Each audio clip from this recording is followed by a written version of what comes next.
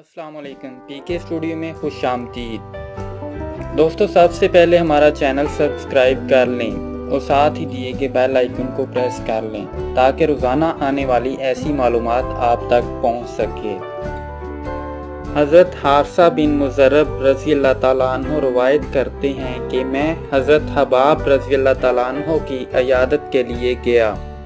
उनके जिस्म पर ज़ख्म के साथ दाग लगे हुए थे।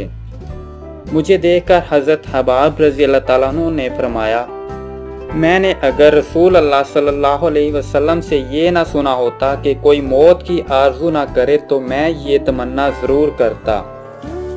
बेशक जब मैं हुज़ूर नबी करीम सल्लल्लाहु अलैहि वसल्लम के साथ था तो उस वक्त मेरे पास एक दिरहम भी ना था। अब मेरे घर के कोने में 40,000 दिरहम पड़े हुए हैं।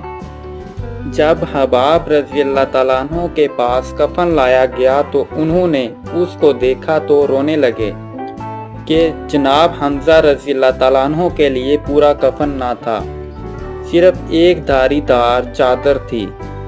जब पैर छुपाए जाते तो सर खुल जाता और सर को ढका जाता तो पैर खुलते थे, लिहाजा चादर सर पर उड़ाकर पैरों पर असगर गाश डाली गई थी।